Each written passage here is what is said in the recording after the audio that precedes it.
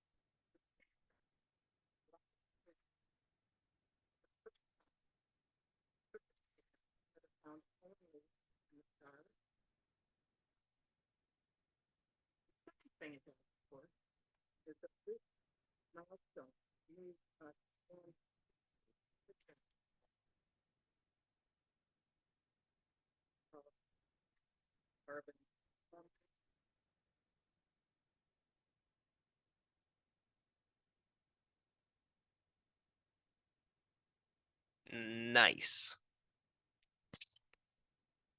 Let's see if they have a video of it. You're able to actually see the fusion that happens. See, it's crazy. It's this particle that is sped up. Is that David Lucas? The comedian? That's the comedian David Lucas. Guys, if you don't know David Lucas, right here on the screen, a very funny comedian. Go check him out. It's weird that he was right there. I'm trying to find this video. Eh. All right. So this is a New York Times article talking about, as scientists achieve nuclear fusion breakthrough with blast of 192 lasers. So what they did is they took a lot of lasers, they fired it to a certain particle, and they created something that a atom that was able to gain more mass. They got more energy out than what they put in, basically is what I'm trying to say. However, this is from the bulletin.org, Bulletin of the Atomic Scientists. This article, December 16th.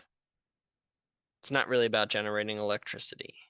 This week's headlines have been full of reports about a major breakthrough in nuclear fusion technology that many of those reports misleadingly suggested augurs a future of abundant, clean energy produced by fusion nuclear power plants. To be sure, many of those reports lightly hedge their enthusiasm by noting that, as The Guardian put it, major hurdles to a fusion-powered world remain. Indeed, they do. Fusion achievement is scientifically significant, but the significance does not relate primarily to electricity generation. Kind of talks about the laboratory itself, NIF. Focus the facility's 192 layers on a target containing a small capsule of deuterium, tritium fuel, compressing it and inducing what is known as ignition. In a written press release, the Energy Department described the achievement this way, quote, "On December 5th, a team at LLNL's National Ignition Facility conducted the first control fusion experiment in history to reach this, quote, fusion ignition, end quote, milestone, also known as scientific energy break-even, meaning it produced more energy from fusion than the laser energy used to drive it. This historic first of its kind achievement will provide unprecedented capabilities to support blah, blah, blah, in blah, blah. Because of how the Energy Department presented the breakthrough news in a news conference, headlined by Energy Secretary Jennifer Granholm, as you saw earlier.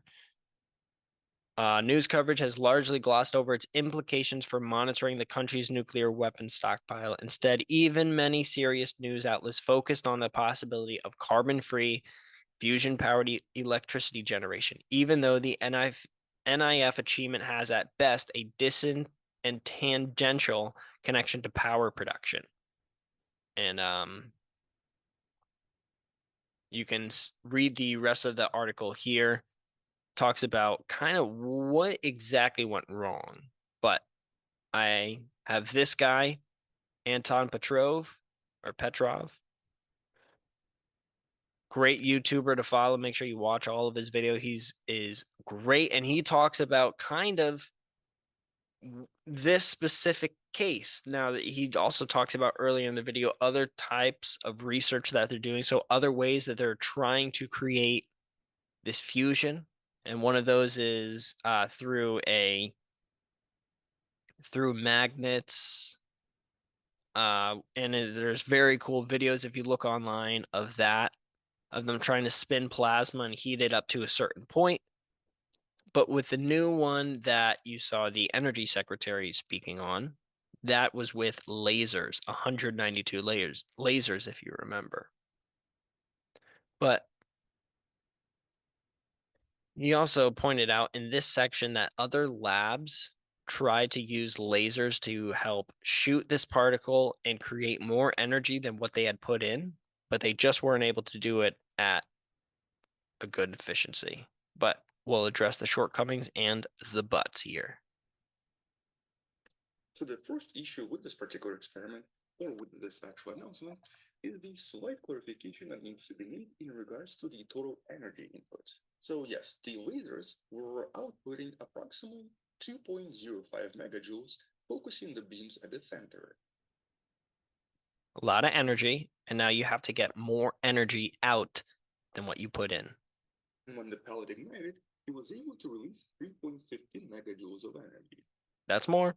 So approximately 1.1 megajoule in total. Now I think that's about 300 watt hours, which basically means that I guess I could maybe record one single video for about an hour or so. So what he's saying is that would produce the amount of energy that you put in. It's a lot of energy to put in, and you